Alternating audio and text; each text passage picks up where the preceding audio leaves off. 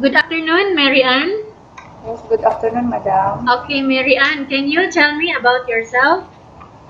Um, my name is An Dincog, 29 years old, single parent, blessed with one son, 7 years old. Okay, I have a few questions for you to answer, so let's start. Yes, ma'am. Why do you want to work as a maid? I want to work as a maid, ma'am, because I want to earn more and save more for the future of my son.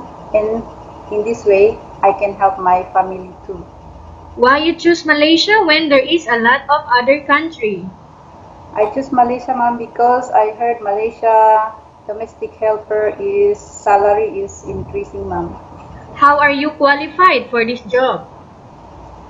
I know that I am qualified for this job, ma'am, because uh, I am hardworking, with patience, respect. Okay, may I know what your educational level is? My education level is a high school graduate, ma'am. What was your recent working experience? I'm my my last my present sorry, ma'am. Okay, what was your recent working experience? My recent working experience, ma'am, is domestic helper in Malaysia for 2 years. Okay, 3 years. alright. Okay, have you worked abroad in other country aside Yes, from ma'am. Malaysia? No, ma'am. Okay, Only in Malaysia, and in ma'am. Malaysia, do you Yes, have any other special skills? don't have, ma'am, but willing to Learn, okay. learn. Do you have experience taking care of babies? Yes, ma'am. Whose My babies are you taking care of? my son and my employer's child baby, Okay. ma'am. How about elderly? No, ma'am, but I am willing. Okay. Do you have, again, any other special skills? No, ma'am, but I am willing to learn. Okay. Currently, are you still working now? Yes, ma'am. Okay, you are working as? In part-time, ma'am, in restaurant. Okay, part-time in restaurant. Are you willing to work with a family where the mother-in-law or any relatives stay together? Yes, ma'am. Do you know how to cook? Yes, ma'am. I can cook Chinese and Filipino food. Okay, are you aware that you will have to do washing, cleaning, ironing, and cooking? Yes, ma'am. From all the house chores that I mentioned to you, which do you like most? Washing, cooking, and cleaning, ma'am. If ever you were selected to work in Malaysia, who will take care of your kid? My parents and my sisters, ma'am. You are not allowed to use handphone during working hours. Yes, ma'am. You are only allowed to use handphone after you finish all the works and when going to bed. Yes, ma'am. You are strictly needed to surrender the handphone to your employer in the morning and your employer will return back to you once you're going to bed. Yes, ma'am. If ever your employer finds out that you're abusing of using your handphone and it's affected your work performance, your employer will confiscate your handphone and you are not allowed to hold it anymore. Yes, ma'am.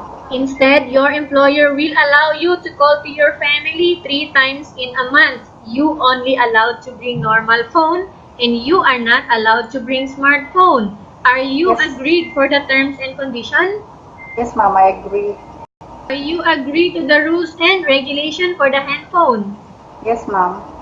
How many years is the contract as you agreed and understands? 2 years, ma'am. Can you describe for me your attitude? I am hardworking, ma'am. Kind, respectful, and with patience. How can you assure to us that you will work hard in Malaysia? I will do my job well and responsibilities, ma'am. Can you promise not to use the telephone without the permission of your employer? Yes, ma'am. Can you promise not to put on makeup but to dress properly while work?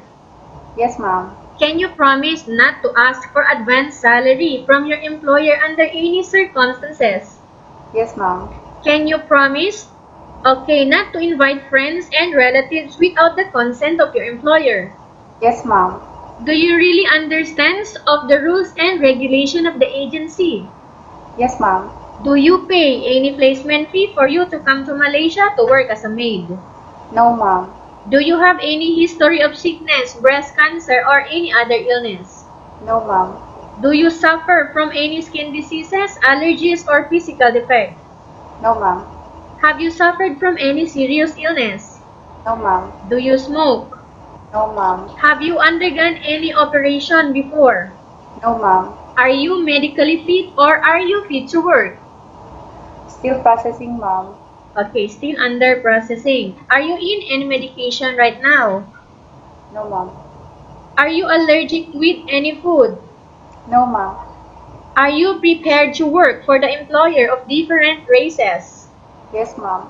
Are you prepared to eat the type of food taken or given by your employer? Yes, ma'am. Are you afraid of being left alone in the house? No, ma'am. Are you afraid of dogs or other pets? No, ma'am. Can you promise to work according to instruction from your employer? Yes, ma'am. Do you have any family members working in Malaysia? Don't have, ma'am. Okay, Mary Ann, we have finished our question section. Let's proceed for case study. I have a case study for you and I want you to respond truthfully. Yes, ma'am. Upon arrival in Malaysia, within 6 months only, if ever one of your family members passed away, what will you do? I will ask my employer, ma'am, that my one member of my family is passed away, so that I can, so that they will know that I need money for my family. Okay, so it means you will continue your work Yes, ma'am. for 2 years contract. If in case your employer is watching you right now, what do you want to tell them? I hope you can choose me as your domestic helper. I can promise that to do my duties and responsibilities, and I promise to follow your rules and regulations. This is all, and thank you, ma'am. Okay, tell us about yourself again. Okay, my name is An Dincog, 29 years old, single parent, and blessed with one son, 7 years old. Okay, and why do you want to work in Malaysia as domestic helper? I want to work in Malaysia as domestic helper because I want to earn more and save more for the future of my life, for my son, and in this way I can help also my family. Okay, thank you very much, Mary Ann. We will update to your agency if there is any selection made by the employer. Okay, ma'am, thank you.